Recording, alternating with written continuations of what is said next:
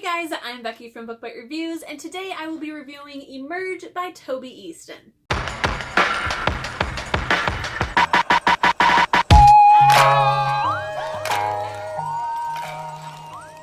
Couldn't find any mermaid attire, so I hope this necklace is mermaid enough for you guys. Like I just said, I read Emerge by Tobie Easton, and I am here to tell you my thoughts on it. Emerge is a YA fantasy about mermaids. In this book, our main character is Leah. She is actually a distant cousin of the Little Mermaid that everybody knows, but there's a much darker history to the Little Mermaid than what we know. Disney has glorified this story, but what the mermaids know is that in the end of the story, it is not a happy ending. She does fall in love with the prince, she does trade her legs in order to be with him, but eventually he does end up leaving her for somebody else, and it has cursed the merpeople ever since. So obviously one of the big taboos is that they cannot date humans because this is how everything started. Leah does have a crush on a human boy that she has always just put on the back burner since she knows she can never be with him, but then he starts to date somebody else, and she now has to break them up. Now I know from this description, you're probably like, oh, I don't know about that, and that was what my reaction was when I read the description for myself. I did pick up this book quite some time ago in the ebook form, which is why I held up my Kindle in the beginning. I was very, very excited to read it. I personally love mermaids and I couldn't wait, but then I just never did. So then this blog tour came along, I decided to go ahead and pick up the book, and right before I started reading it, I reread the description and was like, oh, I don't know about that. See, I am not one who is into the storyline of breaking up a relationship, of trying to win back your guy. I'm just not into that. That's just not me.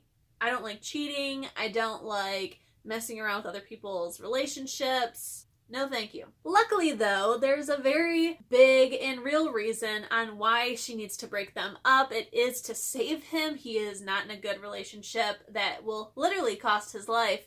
So that's all I can say to not spoil anything, but there is a reason that she has to break them up, which I wish it would have hinted to that in the description, because that might turn off quite a few people now. Luckily, I'm telling you now, there is a reason that she needs to break them up, and so it does work out. As I said for the description of this book, Leah is a descendant of the Little Mermaid, so that story is brought up quite a little bit, but I do feel that this one also kind of mirrors that in a way. I almost feel like this one is a Little Mermaid retelling, but it isn't, because the Little Mermaid is brought up and is something that happened in the past, but just know that if you do enjoy the story of The Little Mermaid, you will enjoy this book as well. It had all this nostalgia and it was very original and unique, and I really enjoyed it. So let's go ahead and just bring up the mer people in this world. I enjoyed it so very much, you guys. The descriptions of them and the world that they have built for them here on land is just so very interesting. They have these hidden grottos underneath their houses where they can swim and let their tails loose, and it was just so interesting to read the descriptions of how they live, and it was very, very visual, and I really enjoyed all the differences that everyone has. Everyone has a true mermaid name, and they have a nickname for the human world. Like Leah is really Aurelia, and it was just so interesting. It was very vivid, and I feel like even when we do eventually go into the ocean, it was described so very well. I definitely think this is one of Tobie Easton's strongest points, is her ability to describe and make this world really come to life on the page, and I think without that, this book would fall very flat, as we are talking about a fantasy creature. I will say that I enjoyed this book very, very much, but let's go ahead and take a little break and talk about the things that not that I didn't like them, but I did have a small issue with. So first, let's go ahead and talk about that these are young adults. I believe that they are 16 years old, 16 or 17, and they definitely do act like true 16, 17-year-olds, in the fact that there is a point in the book where Leah wants to go to her parents, and she doesn't, and for a very big chunk of the book, I'm like, just go to your parents. A lot of these books, if they would just go to an adult, things would be fixed and it isn't as dramatic as they like to think and make things. So there was a pretty good chunk of this book where I was like, just talk to your parents. Just talk to Caspian, your best friend. Just talk to literally anybody, and maybe you could get some help on the subject. Now, by the end of the book, my feelings on that did change, as I felt like things needed to happen in order for this ending that we get to happen. So I'm glad that she didn't end up telling her parents. It does seem like if she would have told her parents, everything really would have went south, and I'm glad that the author did kind of put that in the end, where we do have this other adult telling her not to tell her parents, because at the end of the day she still broke a pretty big law in the mer world, and she would definitely be held accountable for that. Now let's go ahead and talk about the romance that happens in this book. I have been begging and wanting and needing a romance in my life. Lately, the books I've been reading have not had any romance. Some have had like a little tiny taste of it, but nothing has been like this book where romance is the main feature. So I feel like partly I love this romance so much because I have been just really craving a romance in my life. But on the other hand, there were some problems that I do recognize, and one of them is this is pretty much an insta-love. Now, due to reasons I cannot explain, as it will spoil things, there's a reason that it is an insta-love, but I do feel that once that part has worn off in the story, we should have had a little bit more time where we could understand both characters' feelings without any outside influence. And I don't think that we get that. So it makes sense why it's insta-lovey in the beginning, and everyone realizes that it's not real love.